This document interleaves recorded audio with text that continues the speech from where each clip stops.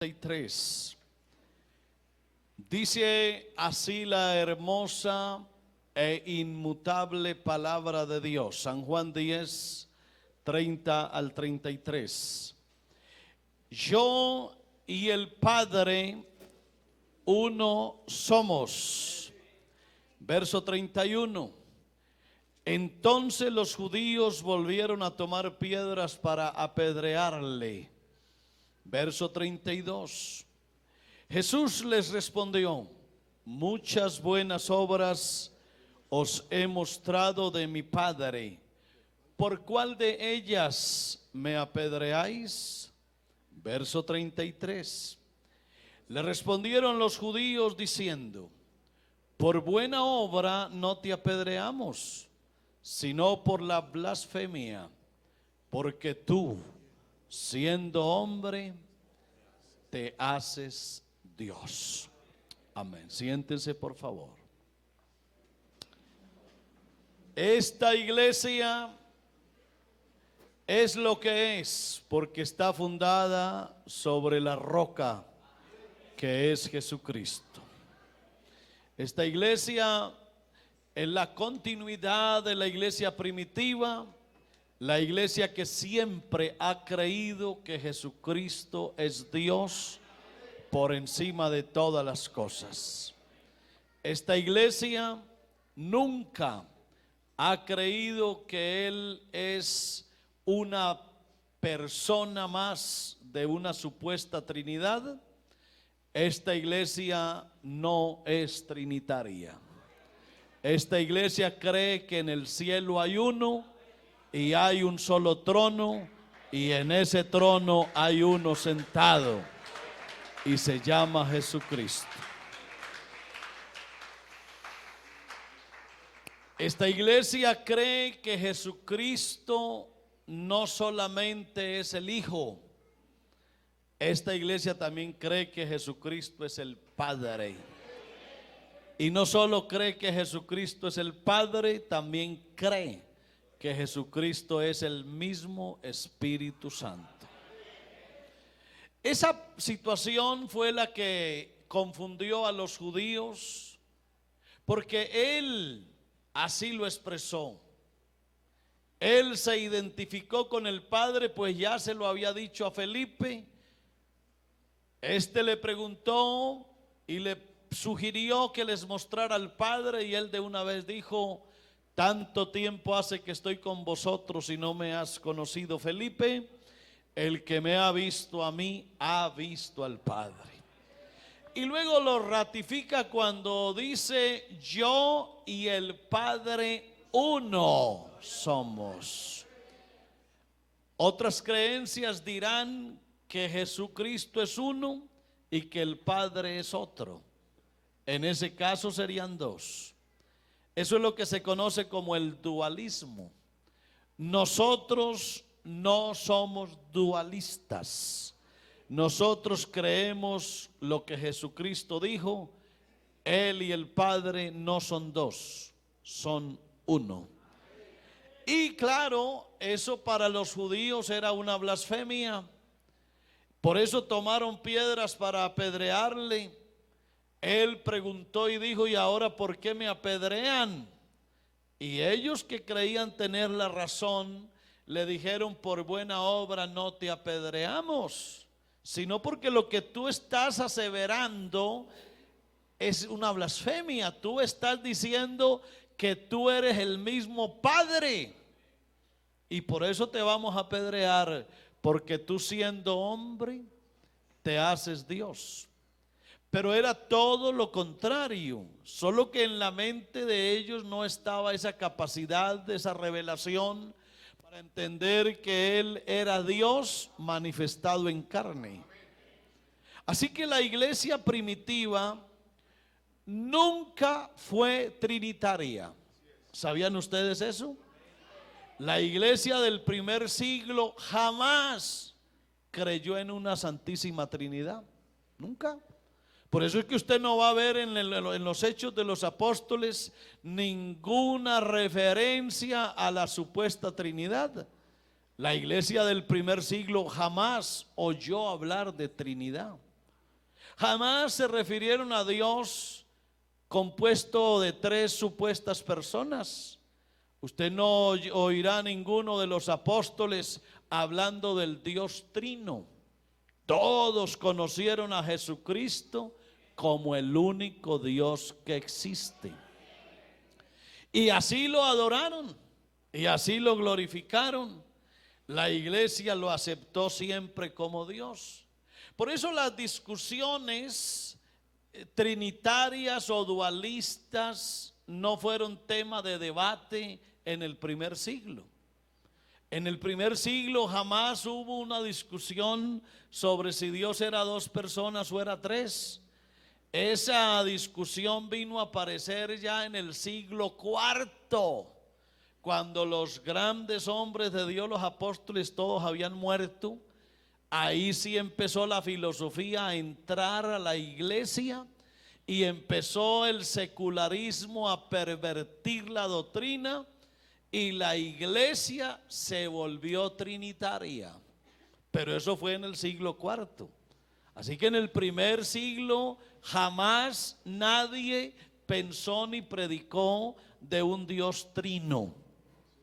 El capítulo 20 de San Juan y el verso 27 está mostrando a unos discípulos y a una iglesia que aceptan a Jesucristo como Dios, que en ningún momento dudan de que Él es Dios manifestado en carne. Luego dijo a Tomás: pon aquí tu dedo y mira mis manos y acerca tu mano y métela en mi costado, y no seas incrédulo sino creyente. Y en el verso 28 hay una definición, una declaración de un hombre que está rodeado de todos los demás apóstoles y ninguno de los otros lo recrimina, nadie lo corrige, nadie le dice tú estás equivocado, jamás. Y escuche lo que dijo Tomás. Entonces Tomás respondió y le dijo: Señor mío y Dios mío. ¿Creen ustedes que Tomás se equivocó cuando, refiriéndose a Jesús, le dijo Señor mío y Dios mío? ¿Creen ustedes que si Tomás estuviese equivocado, los demás no lo hubiesen corregido? Pero nadie se atrevió a corregirlo, porque así como Tomás creía que Jesucristo era Dios, los demás también lo creían. Así que estoy seguro que cuando Tomás le dijo Señor mío y Dios mío, la actitud de los que estaban a un lado era de total aceptación y seguramente dijeron amén. Jesucristo es el Señor y es el Dios manifestado en carne. Eso mismo fue lo que el apóstol Pablo le escribió a los romanos. En el capítulo 9 y a partir del verso 5 hay una declaración solemne que de verdad debiera acabar con toda discusión para aquellos que están diciendo que Jesucristo no es Dios. Romanos 9:5 dice Pablo, el que recibió el evangelio por revelación, al que nadie le predicó el evangelio, una revelación que desde el cielo recibió, dijo, hablando de Israel, dijo de quienes son los patriarcas y de los cuales según la carne vino Cristo, el cual es Dios sobre todas las cosas, amén, bendito por los siglos, amén. Con ese solo texto se debiera acabar toda discusión acerca de si Jesucristo es Dios o no. Él es Dios por encima de todas las cosas. Pero para que quede claro, se lo escribió también a Tito. Tito era un pastor joven que estaba administrando una iglesia Y a Tito Pablo le escribió lo siguiente, quedó registrado en el capítulo 2 y en el verso 13. Esto es solemne. Le dijo: aguardando la esperanza bienaventurada y la manifestación gloriosa ¿de quién? ¿De quién? De nuestro gran Dios. Oiga eso, nuestro gran Dios y Salvador Jesucristo.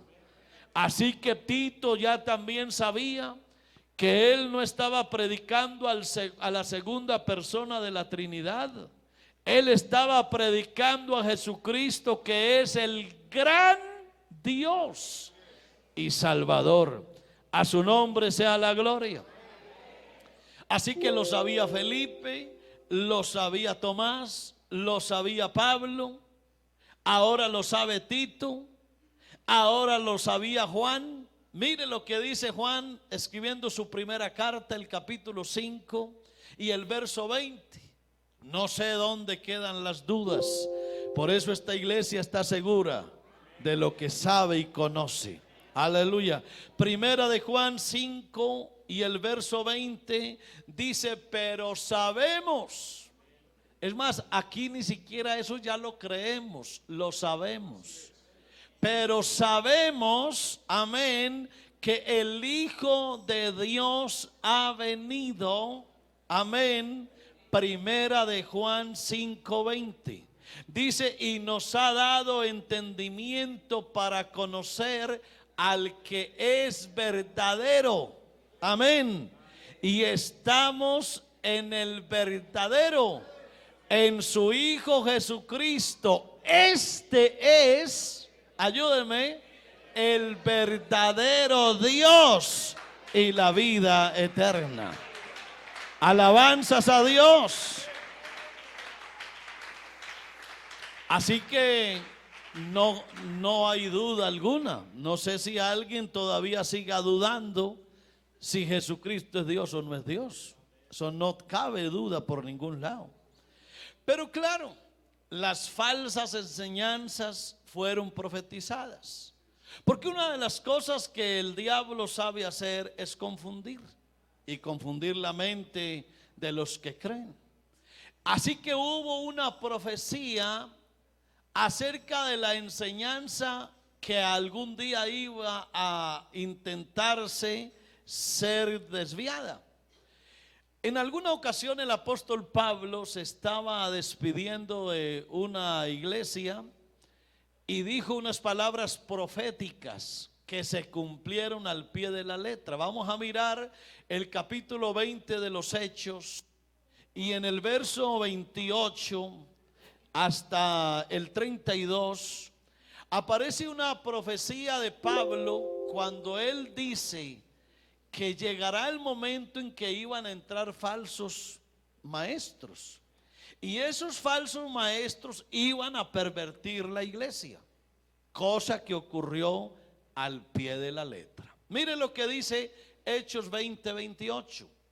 Dijo Pablo despidiéndose de todos, ya no verían más su rostro. Él había enseñado que Jesucristo era Dios, pero les dijo: yo me voy a ir, ustedes no me van a ver más. Y van a entrar falsas enseñanzas a la iglesia.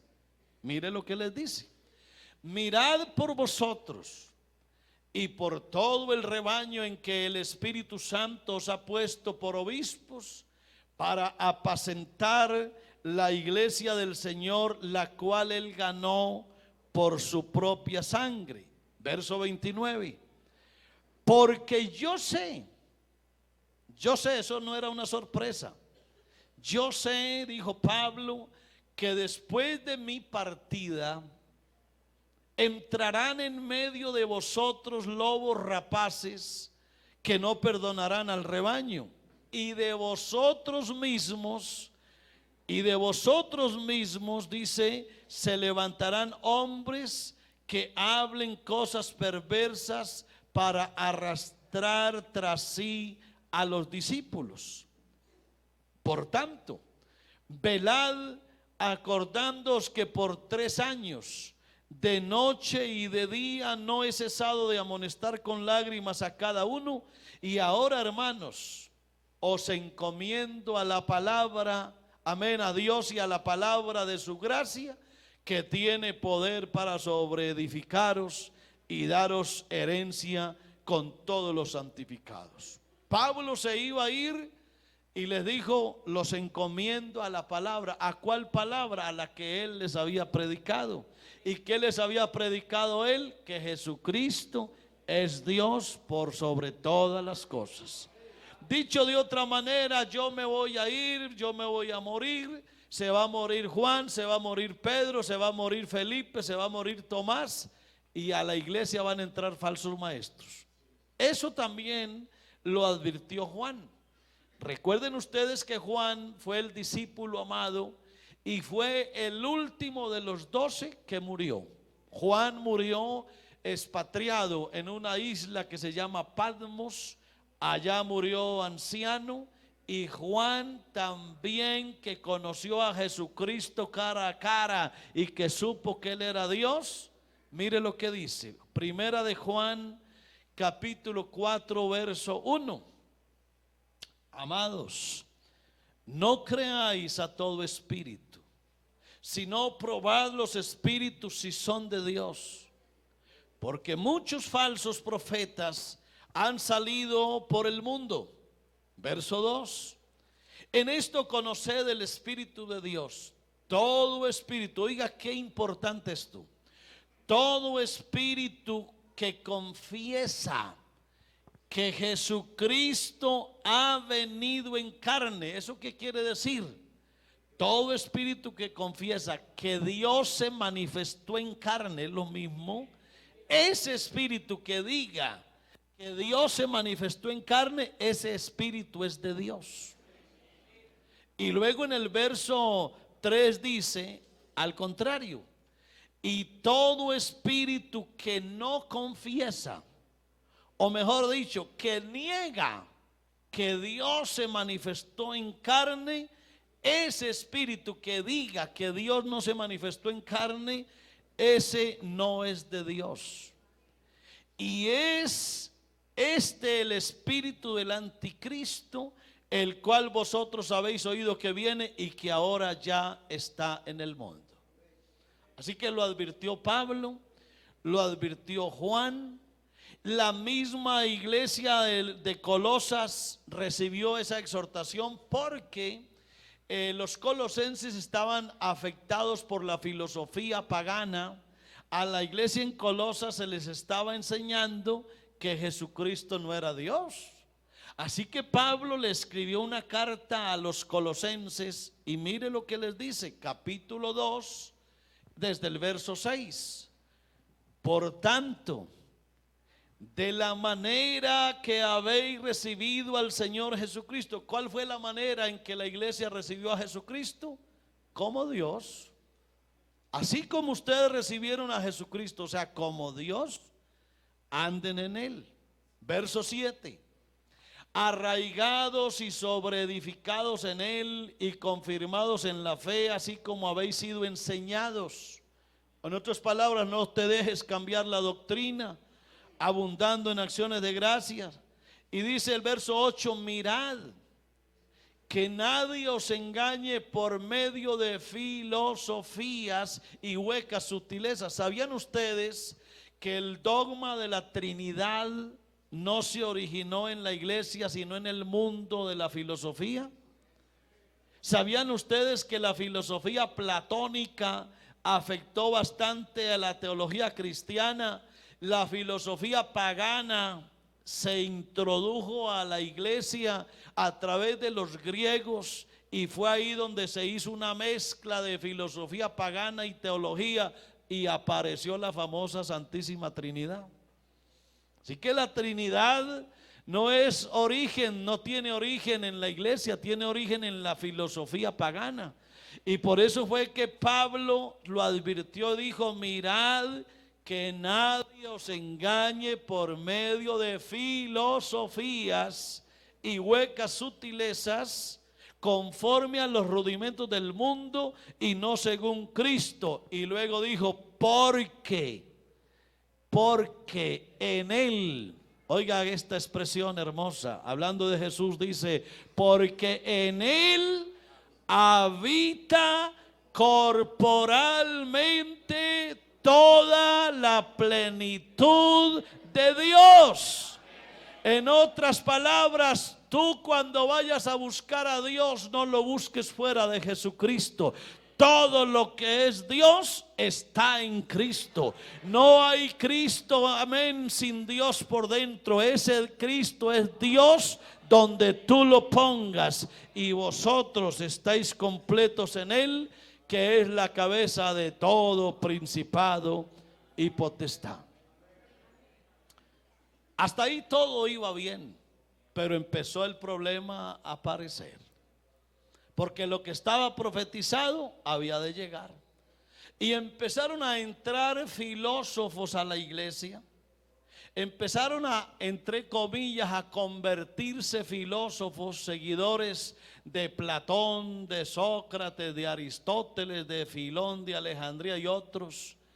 Y terminaron afectando la doctrina y estableciendo puntos de vista personalísimos que nada tenían que ver con lo que la iglesia primitiva creía. Les voy a contar varios de esos movimientos. Esto de que les voy a hablar se conoce como las controversias cristológicas del primer siglo y siglos que vinieron después, porque Jesucristo ha sido el personaje más discutido de toda la humanidad.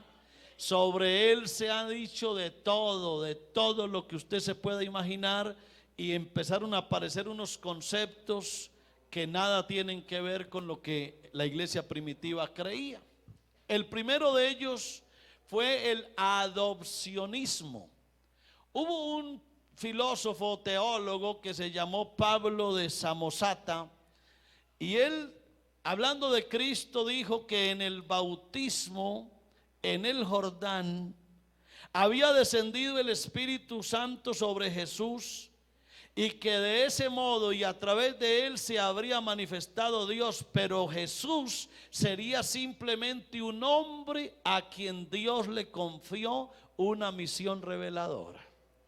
La iglesia primitiva había enseñado eso, que Jesucristo era solo un hombre y que el Espíritu Santo cayó en él el día del bautismo en el Jordán.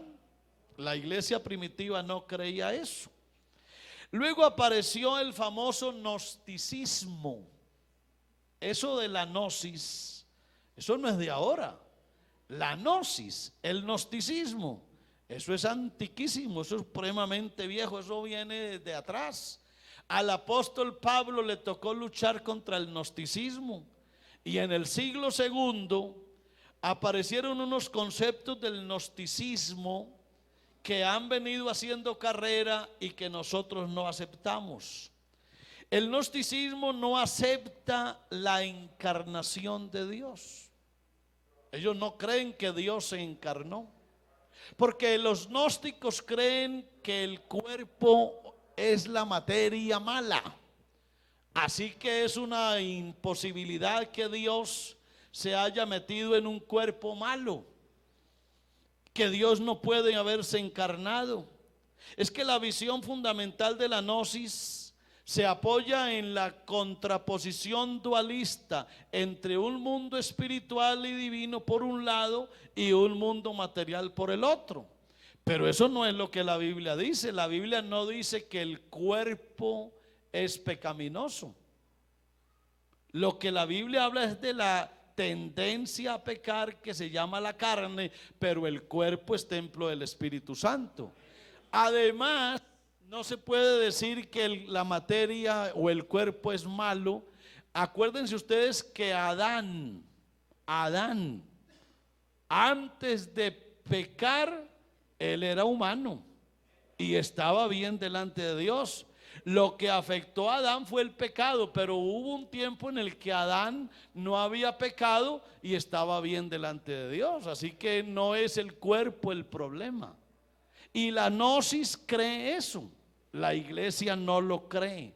La iglesia cree que Dios se manifestó en un cuerpo humano y que Jesucristo es Dios manifestado en carne y que jamás el pecado lo afectó. Eso es lo que cree la iglesia. Apareció por allá un hombre llamado Arrio, de ahí viene el famoso arrianismo. Esa doctrina herética fue sustentada por ese presbítero de una ciudad llamada Alejandría, y según esa doctrina Jesús no es Dios por esencia, sino una simple criatura. ¿Sabía usted que por ahí hay algunos religiosos que caminan las calles, algunos de ellos vendiendo revistas, y ese es el pensamiento de ese grupo religioso? Ellos no aceptan que Jesucristo es Dios. Ellos lo que dicen es que Jesucristo es una criatura, cosa contraria a lo que el Evangelio enseña. La Biblia lo que enseña es que Jesucristo es el creador, no es una criatura, es el creador. En el mundo estaba, dice Juan capítulo 1, en el mundo estaba y el mundo por él fue hecho y el mundo no le conoció. Así que Jesucristo no es una criatura, Jesucristo es el creador, porque todo lo que hay hecho por él fue hecho. Pero Arrio enseñaba que él era una criatura y que solo existe un Dios que no es creado, que ni es engendrado, y que todo lo que existe es creado, que el verbo Jesucristo es creado antes que todo lo existente y que fue creado de la nada, y que por eso el verbo puede encarnarse y puede cambiarse en hombre y puede ser llamado incluso hijo de Dios. Eso no es lo que nosotros ni la palabra de Dios enseña.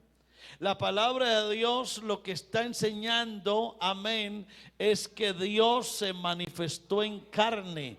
Y cuando Dios se manifiesta en carne, se le conoce como el Hijo de Dios. Pero lo creemos completito de que Jesucristo es el creador y no es una criatura. Como lo había profetizado Pablo y Juan, las filosofías seguían entrando y seguían afectando a la iglesia. Entró otra doctrina que se conoce como el docetismo. Los docetas consideraban la materia como mala y en consecuencia estimaban indigno que Cristo fuera hombre como los demás. O sea, para ellos que Dios se hubiera hecho hombre, eso era indigno. Así que aparecía el dualismo profundo de esa corriente que se oponía al cristianismo porque llevaba a no admitir en Cristo más que una mera apariencia humana y lo situaba en oposición a la fe en la encarnación. Es decir, el docetismo decía que el cuerpo de Cristo era una apariencia humana. En otras palabras, que la sangre de Jesucristo no era humana, que las lágrimas de Jesús no eran lágrimas de hombre, que su saliva no era saliva humana, que todo Jesucristo era una apariencia de hombre. Eso no lo enseñaba la iglesia primitiva. La iglesia primitiva nunca creyó que Jesucristo era una apariencia humana. Él era verdadero Dios y verdadero hombre. Amén. La Biblia dice: por cuanto los hijos participaron de carne y sangre, Él participó de lo mismo para destruir por medio de la muerte el que tenía el imperio de la muerte, es a saber, al diablo, y librar a todos los que por el temor de la muerte estaban sujetos a esclavitud. Entonces no se puede aceptar que Jesucristo tenía una apariencia de hombre, porque entonces todo lo que Él hizo fue una mímica, fue una obra teatral. Porque si Jesucristo no era verdadero hombre, sino que era una apariencia de hombre, tampoco sentía dolor, tampoco lloraba de verdad. O sea, era un actor de teatro. O sea que tampoco sufrió en la cruz. O sea que todo lo que dijo en la cruz era mentira. Nosotros no creemos eso. Nosotros creemos que Jesucristo era verdadero Dios y verdadero hombre. Es más, creemos que las lágrimas de Jesús eran lágrimas de hombre. La saliva de Jesús era saliva de hombre. La sangre que corría por sus venas y arterias era sangre humana. Su piel era sangre humana. Todo él era humano. Él era perfecto hombre. Él no era una apariencia de hombre. Amén. Luego aparecieron los ebionitas, que eran cristianos del siglo I, provenientes del judaísmo, que tenían tendencias judaizantes, que eso es otra corriente gravísima. Los judaizantes querían entrar a la iglesia a judaizar a la iglesia, o sea, a enseñarle la ley de Moisés a la iglesia, cosa que no puede pasar jamás. La iglesia no es Israel, ni siquiera el Israel espiritual. La iglesia no está bajo la ley mosaica, porque la ley por Moisés fue dada, pero la gracia y la verdad vinieron por Jesucristo. Así que aquí que nadie venga a imponernos la ley. Aquí no somos mesiánicos. Aquí nadie va a venir a decir: oye, tu apellido viene de estos códigos y viene de tal tribu. Nosotros no somos de ninguna tribu de Israel. Nosotros no somos mesiánicos. Aquí no vamos a cantar en hebreo, ni le vamos a cambiar el nombre a Jesús, ni a los apóstoles, ni a nadie. Aquí seguiremos siendo la iglesia y dejemos a Israel en otro lado, porque son dos programas diferentes. Estos judaizantes ebionitas consideraban a Cristo como un simple hombre, muy santo, sí, pero mero hombre, y no admitían su preexistencia. Estos negaron la divinidad de Jesucristo, eran contrarios a los docetistas. Los docetistas creían que él era todo Dios y no era hombre. Los ebionitas era al revés. Creían que él era todo hombre, pero que no era Dios. Mire usted cómo los filósofos, entre ellos mismos, dándole cabida a pensamientos y a hilar cosas lógicas según ellos, terminaron enredándose. Por eso fue que Pablo dijo: no le presten atención a filosofías y a huecas sutilezas. Apareció el apolinarianismo, que manifestaba que la escritura dice que el verbo se ha hecho carne, lo que lleva a decir que en Jesús no existía el alma. O sea, Apolinar estaba enseñando que Jesucristo, imagínese usted, no tenía alma. O sea que era una cosa rara. Era un hombre sin alma. ¿Y eso cómo es? Pero Apolinar estaba enseñando eso. Dice que el verbo había tomado el lugar del alma. O sea que Jesucristo, en vez de alma, tenía era el verbo de Dios. Que Jesucristo no sería como los demás hombres porque le faltaba el alma. Y que la unión entre la carne y el verbo, eso era imposible. Era como la unión de dos realidades, de las que resulta un ser que no es ni Dios ni es hombre. O sea que este señor llamado Apolinar enredó más el asunto. Todos cada vez se enredaba más, y todos se alejaban de lo que la Biblia enseñaba, y lo que la iglesia primitiva creyó cada vez se enredaba más. Por allá apareció el nestorianismo, que distingue en Jesucristo al verbo y a Jesús. Jesús o Cristo es el que murió, pero no murió el verbo. Es decir, ya el nestorianismo distinguía dos sujetos, dos personas: una persona divina, eterna, inmortal, que era el Todopoderoso, que era el Verbo, y otra humana, que era mortal, histórica, humilde, que era Cristo, que era Jesús. O sea que veía en Jesús a dos personas, cosa que tampoco la Biblia enseñaba. Y para no alargar más el asunto de las filosofías, apareció el monofisismo, que hablaba de una sola naturaleza, la divina. Hacía prevalecer la divinidad del Verbo y sacrificaba la humanidad auténtica de Jesús. Quería decir que lo divino en Jesús era tan fuerte que le absorbió lo humano, y consideraba que la potencia divina anulaba al hombre. O sea que el hombre es hombre pero dominado por la divinidad. O sea, era algo todavía más raro. Esto se convirtió en una cantidad de escuelas de pensamiento, que eso fue lo que a la larga hizo que se convocaran los concilios. ¿Han oído ustedes hablar de los famosos concilios? La palabra concilio es un derivado de conciliar. Conciliar es: venga, sentémonos y pongámonos de acuerdo en algo. Pues bien, como ya se habían muerto los apóstoles, ya no estaba Pablo, ya no estaba Pedro, ya no estaba Juan, ya no estaba Felipe, ya no estaba Tomás. Ya los primeros hombres de la iglesia que no dudaban que Jesucristo era Dios, ya no estaban. Ahora la iglesia estaba en manos de otras generaciones, y seguía la costumbre en muchos de que Jesucristo era Dios, pero empezaron a surgir todas estas ideas y aparecieron los famosos concilios. Concilios han habido muchos.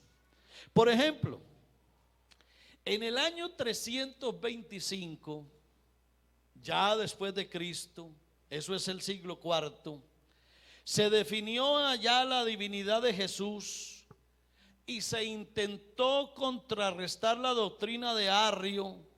Y miren ustedes más o menos cuál fue la conclusión a la que llegaron en el concilio de Nicea. Nicea es una ciudad en el año 325. Allá dijeron: Jesús es el único Señor y es Hijo de Dios. Jesús es el Hijo y es el Señor. Y se afirma que no es hecho o es creado, sino que Jesús es unigénito del Padre, que fue engendrado pero no creado. Más enredo todavía. Y se afirma que el Hijo es de la misma sustancia o naturaleza del Padre, cosa que también enredaba el asunto, porque mostraba a Jesús siendo diferente al Padre. O sea que, queriendo arreglar las cosas, más se enredaban todavía. Y se expresa la igualdad del Hijo junto con la procedencia. Entonces se dijo que Dios es Dios de Dios, que es luz de luz, que es Dios verdadero de Dios verdadero, y que el Hijo es el mismo que descendió, que fue el Hijo el que se hizo carne. ¿Usted cree eso? ¿Quién fue el que se hizo carne? ¿Dios o el Hijo? Pero en el concilio de Nicea, que era un asunto de maestros teólogos llenos de filosofías, ya no se dijo que Dios se había manifestado en carne. Lo que se dijo era que el Hijo se había manifestado en carne, cosa que la Biblia no enseña. La Biblia no dice que el Hijo se manifestó en carne. La Biblia lo que dice es que Dios se manifestó en carne, y cuando Dios se manifiesta en carne se le llama el Hijo, que es diferente. Luego aparece otro concilio, se conoce como el concilio primer concilio de Constantinopla.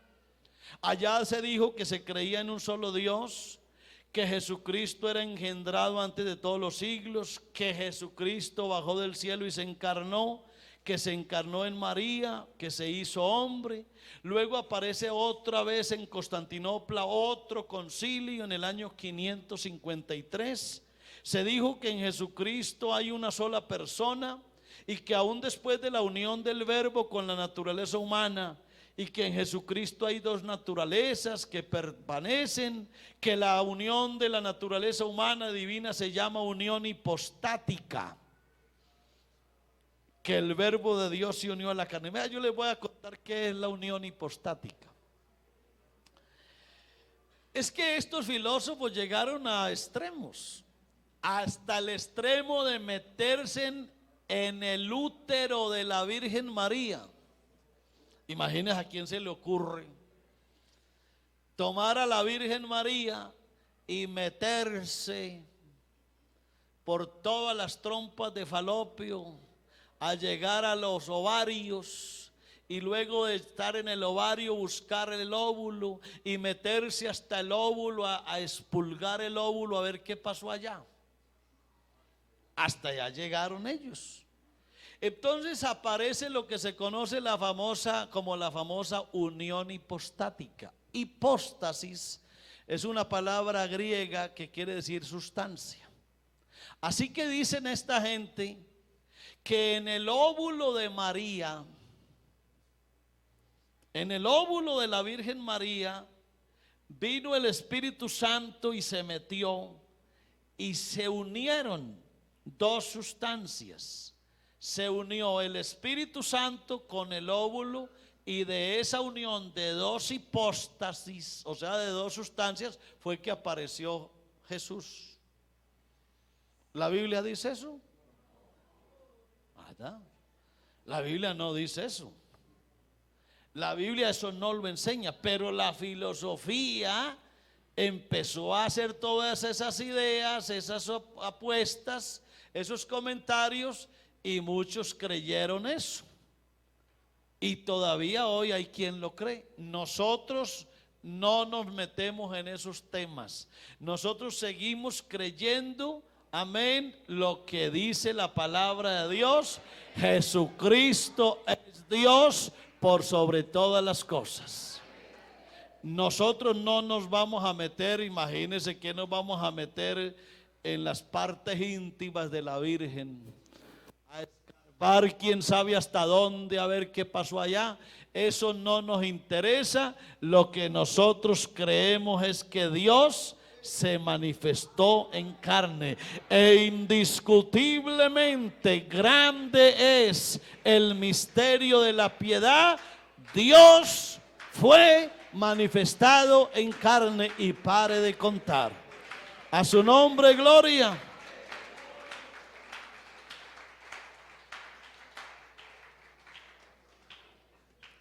¿Y qué triunfó? ¿Qué triunfó?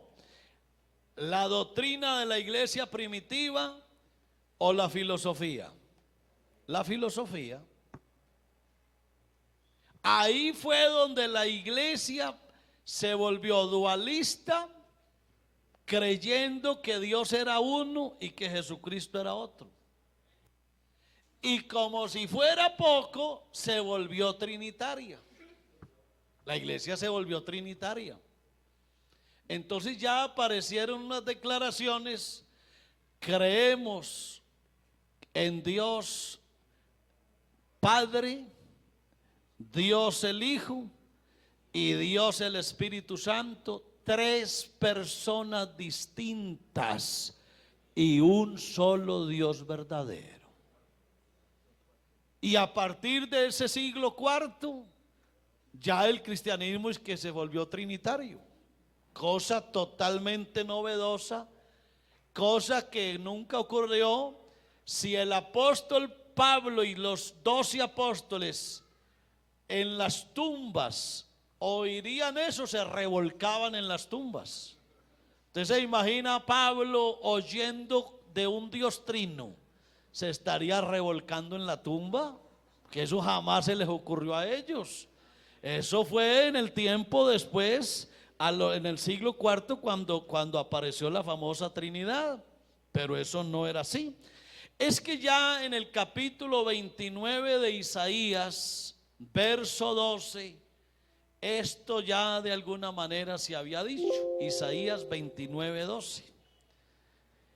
Y si se diere el libro al que no sabe leer, diciéndole, lee ahora esto, él dirá, no sé leer.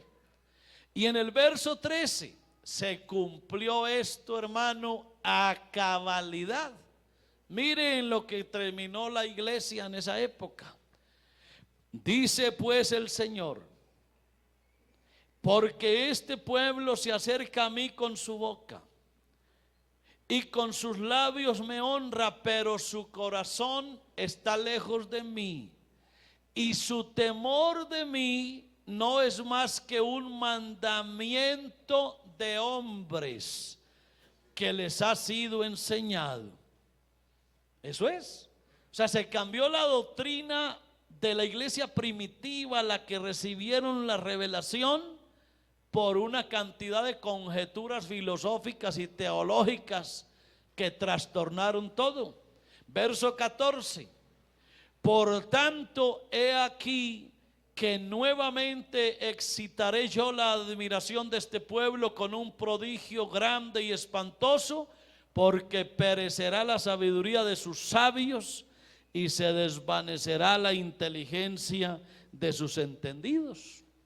Por eso es que está la hora que los señores que creen en una Santísima Trinidad no la han podido explicar, y terminan diciendo: es que eso es un misterio. Vaya misterio. Hermanos, ya en Dios no hay ningún misterio. La Biblia no habla del misterio de la Santísima Trinidad. La Biblia habla es del misterio de la piedad, y ese misterio ya está totalmente claro, indiscutiblemente es. ¿Y en qué consiste el misterio de la piedad?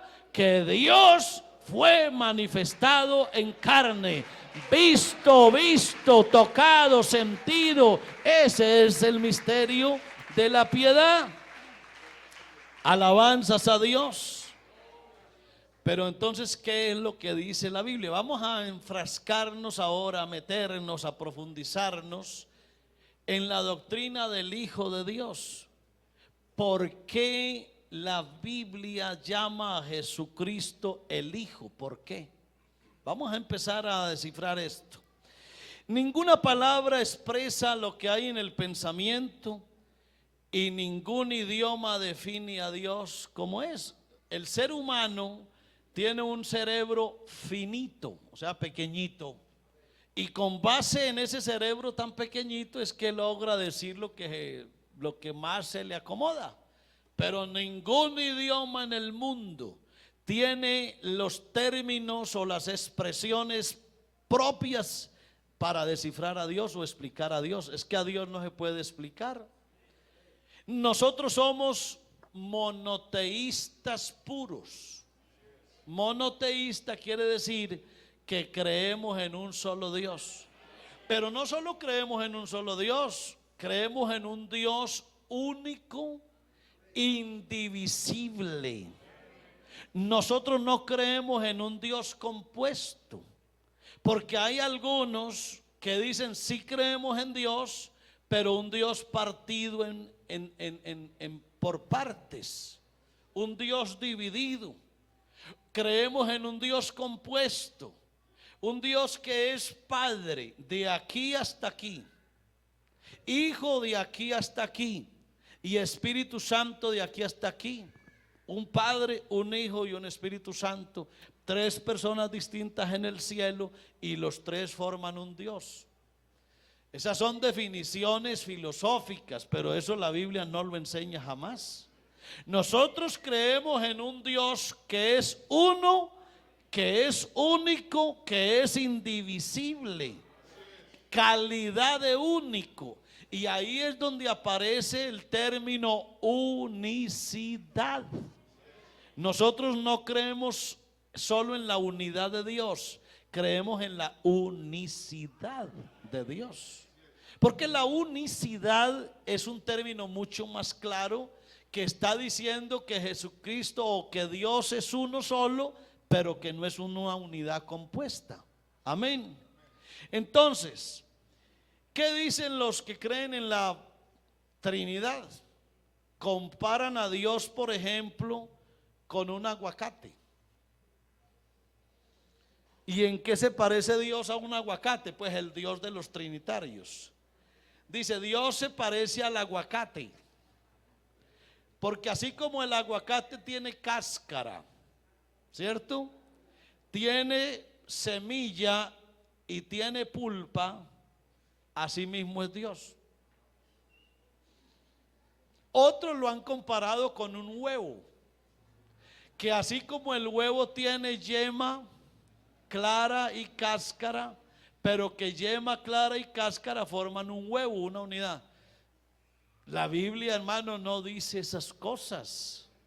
Nada, para nada. Ellos no, la Biblia no presenta un Dios compuesto por partes.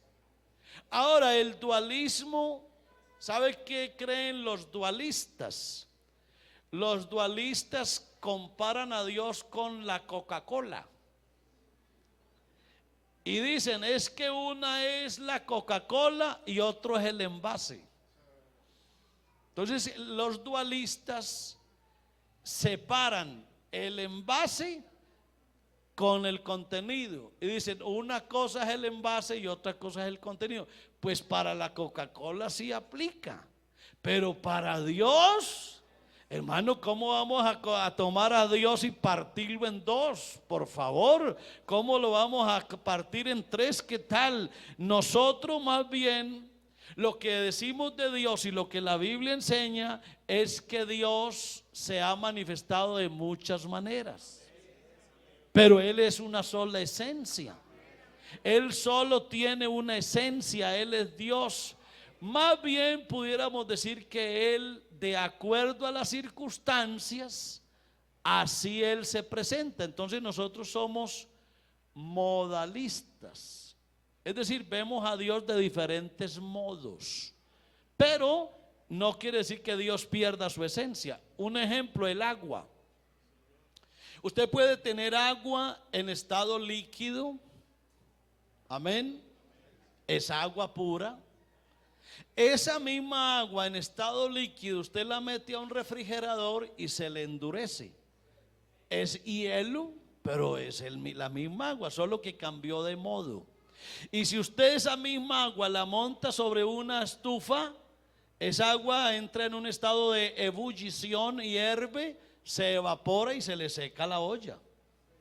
Así que si vamos a hablar de Dios, pensemos en un Dios no que se parte, sino en un Dios que tiene maneras o modos, amén, pero es una misma sustancia.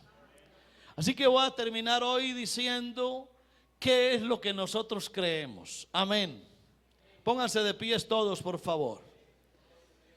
¿Qué creemos nosotros? Cuando Dios se presenta en carne, entonces Él es la imagen corpórea. Jesucristo es la imagen visible del Dios invisible, no es una segunda persona. Imagen significa semejanza moral, es decir, el Hijo es esa imagen, pero esa imagen no es otro ser creado por Dios. Nosotros que creemos, aceptamos el término hijo conforme a lo que dice la Escritura, Dios se hizo hombre. Nosotros cuando hablamos del Hijo de Dios, estamos hablando del plan de Dios que se cumplió, Dios se manifestó. Amén. Por eso San Juan 14:10 establece esa condición que no se limita a afirmar que el Padre es en Él, sino que Él es en el Padre. El ser denota permanencia, entre tanto estar denota temporalidad.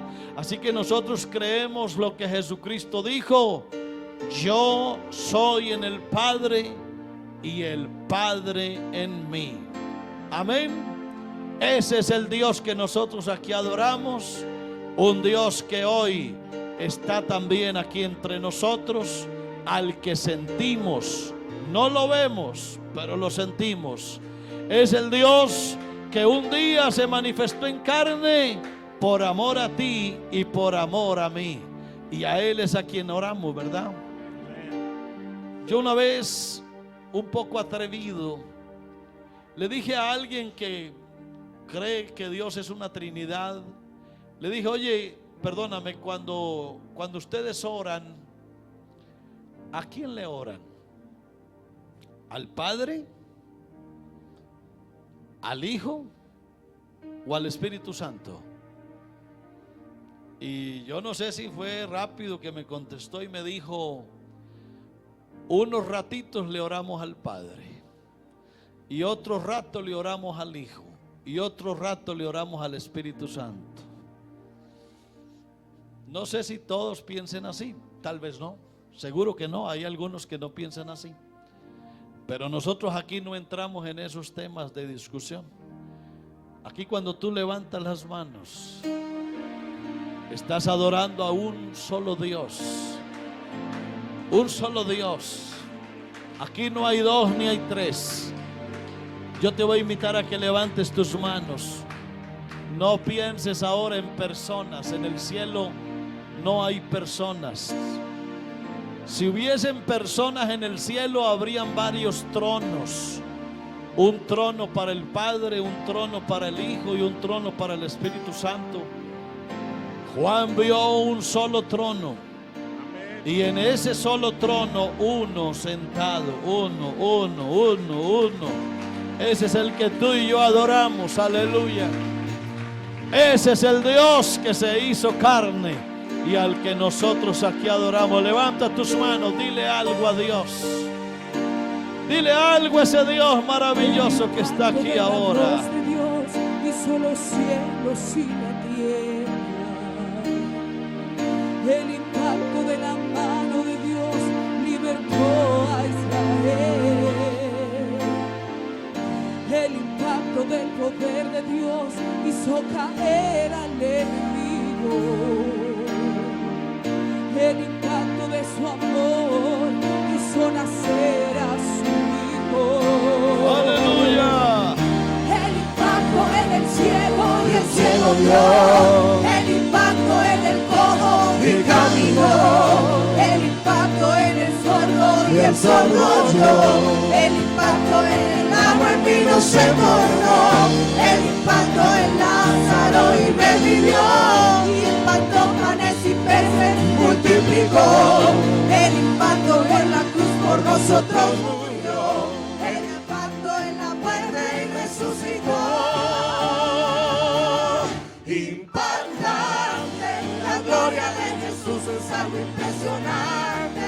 Es inimaginable su poder y como Él no lo hay y jamás lo habrá. Impactante, lo que Dios hizo Dios en este mismo instante. La gloria de Jesús llegó aquí, te va a tocar, te va a curar y restaurar, te va a impactar. Recibe el impacto de Dios, recibe el impacto de Dios, recibe el impacto de Dios. Voy aquí. Recibe el impacto de Dios, recibe el impacto de Dios, recibe el impacto de Dios. Voy aquí. Aleluya. Vamos a darle gracias a Dios. Levanta tus manos al cielo y dile: gracias, Señor, por la revelación de tu palabra, porque yo siempre te he conocido como el Dios soberano, el Dios que lo hace todo. No hay otro Dios como tú. Tú eres Dios arriba en el cielo, en la tierra y debajo de la tierra. No hay otro como tú, oh Dios. Tú estás por encima de los cielos. Tú llenaste mi corazón, llenaste tu iglesia con tu presencia. Y por eso hoy te aplaudimos y por eso hoy te glorificamos. Te reconocemos como el único Dios que existe. A su nombre sea la gloria. Dale ese fuerte aplauso a Jesús y dile: Señor,